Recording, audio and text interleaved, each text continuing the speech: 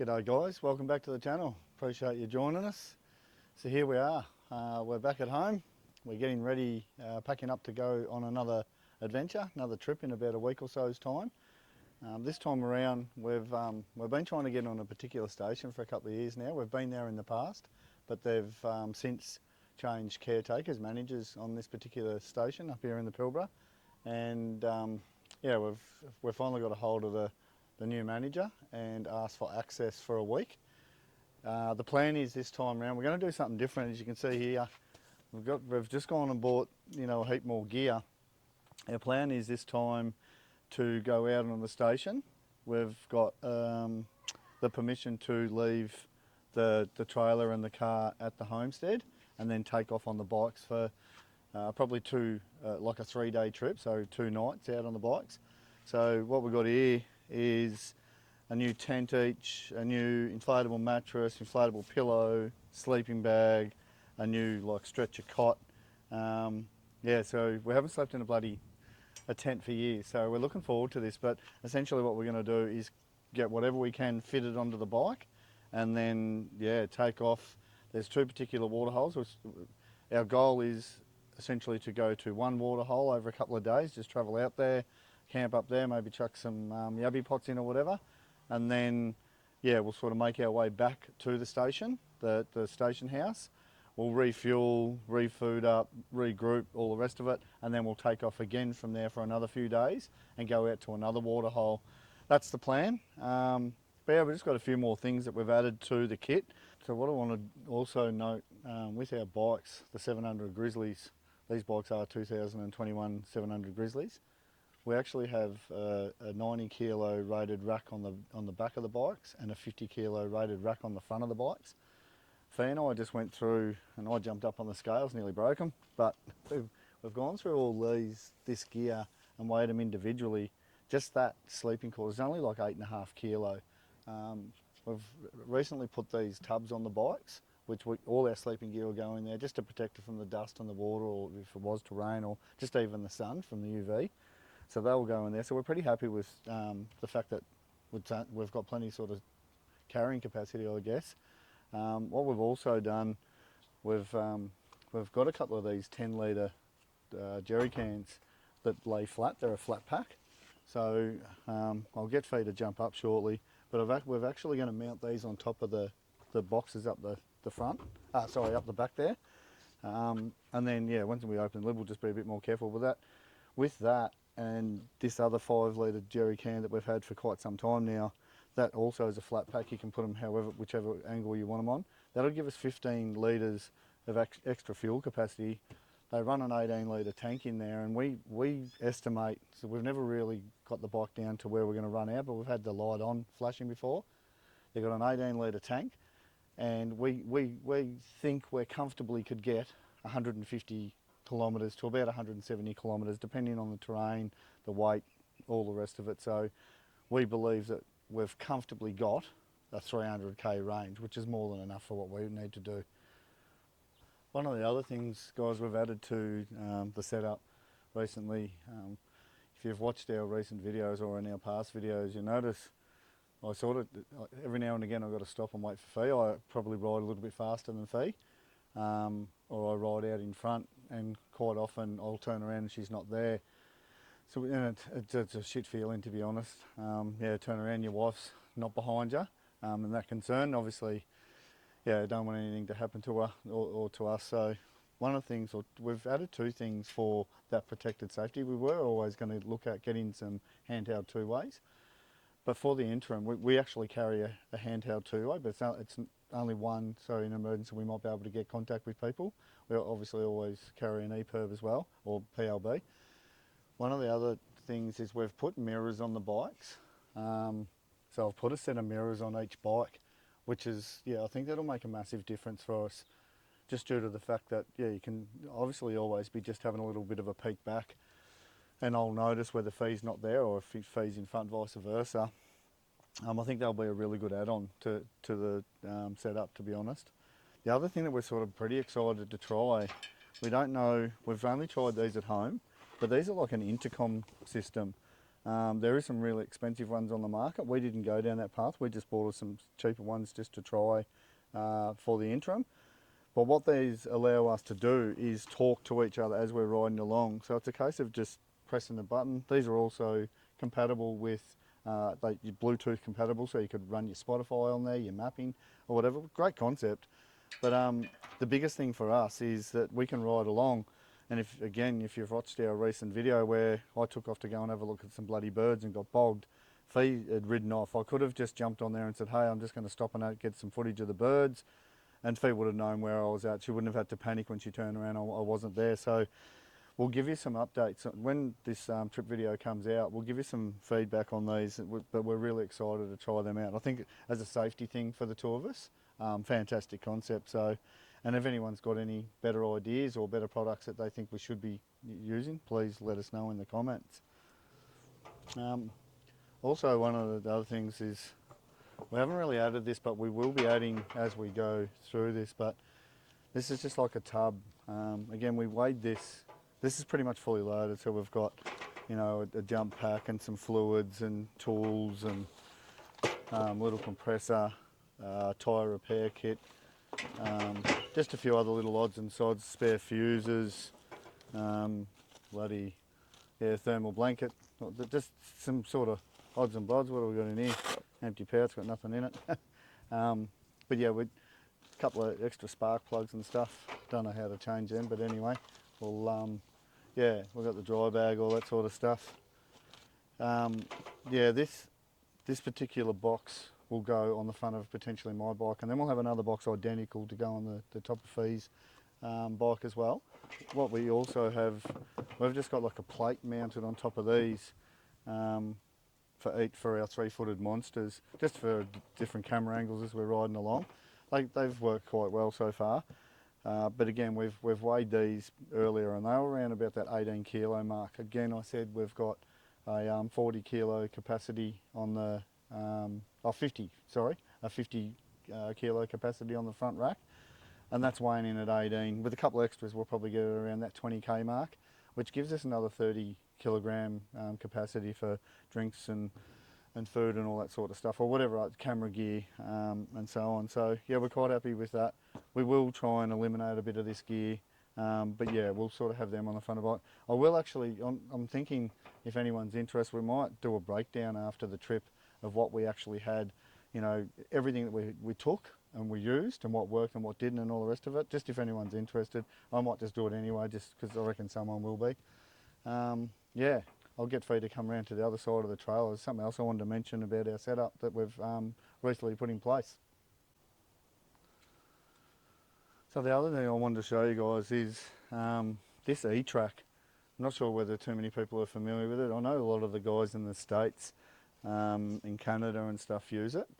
That's where I sort of picked up the idea, and there's a lad in Australia that built a quad trailer that I seen him use it. He used a different brand. They're all pretty much of a muchants. But the concept with this is when we used to tie the bikes down, we used to tie them down from this front bumper and from the tow hitch on the back.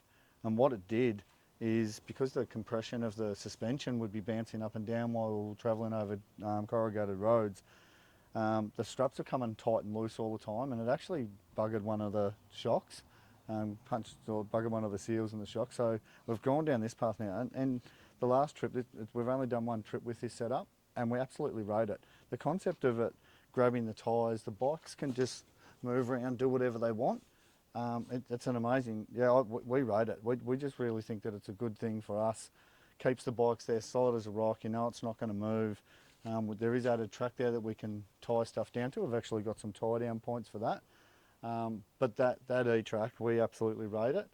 The other thing, you would have noticed on our previous trip where we had the tailgate sides on the trailer, we're going to remove them for this particular trip. For the biggest probably reason is they're actually a pain in the ass having to drop them down all the time, take the bikes off and so on, and they're getting knocked up. And the weight, like they're so bloody heavy, the sides. But the reason we did, I don't know whether you ever remember, we did a video about the trailer, and when we first ever loaded the trailer, I rode this particular bike up and nearly rode off the front. It gave me a fright, it gave Fee a fright, because it was never going to end anyway, but pretty tragic to be fair. To have, you know, these bikes when they're loaded, they're around that sort of 500 kilo mark. So for that to ride off and land on top of me, yeah, it wasn't going to end too well. So we thought putting the sides on would be a better idea, just as a bit of a safety thing. When now, what we've come up with a bit of a hillbilly setup, we're just going to run a ratchet strap from post to post, just across here as a bit of a safety. And then, yeah, we'll potentially lose a bit of weight then. We will show you, hopefully we'll remember when we do load them on the trip, we'll sort of put that in place and we'll show you that. So there's another thing, like we're slowly getting there with the setup. Again, if anyone's got any better ideas or some ideas that they want to send through to us, and, you know, private message us or comment on the channel itself, yeah, it'd be amazing. We're always looking to better our setup. So there you go, guys. There's a few of the things that we've been putting in place to add to the setup. A couple of the jobs I need to do before we head off on this trip. Not too big of jobs, but I want to get in there and change in these pivot arms in here. If you can show them in here, Fee. So I know it's a bit of a fault, I reckon, with Yamaha, but you can see down here the grease nipple. Yeah, they're a straight grease nipple. You can't get a grease gun on them. So I'm going to change all these out to a 45. That'll make it easier just to be able to grease up them pivot arms. The other job I want to do is give the bikes a oil change. So we've got a couple of litres of the Yamalube there and a couple of oil filters. I'll get that sorted out. Okay, and one of the other jobs I've got to do, Fee has a bit of a slice in her back tyre here. I think when we bought the bike it actually had that slice, and so that's been sort of a couple of years.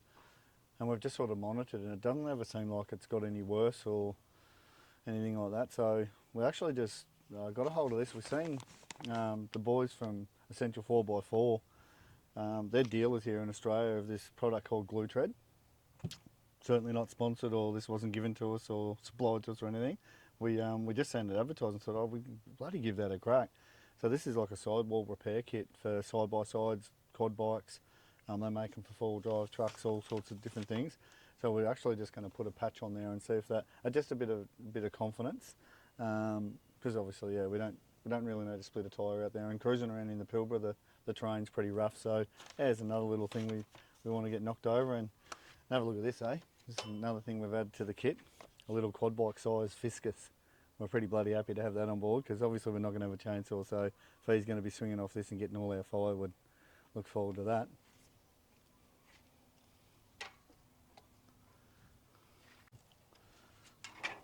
And one more add-on that we've got, little minis, the little mini Max Tracks. Again, yeah, clearly if you have watched our last video, you'll know we need Max Tracks in our kits. They were actually a godsend.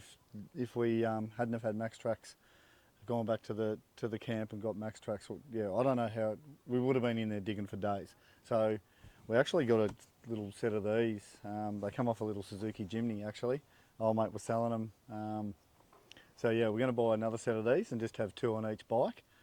Got it off Facebook Marketplace. That was a good little deal, brand new, unopened. So we're going to get them. I actually had a lad on Instagram just only a couple of hours ago asked us when are we going to get these put on the bikes, and we are. But I said also these top decks on our racks are made out of marine ply, and they're actually starting to knock up. We've been on there for a couple of years now.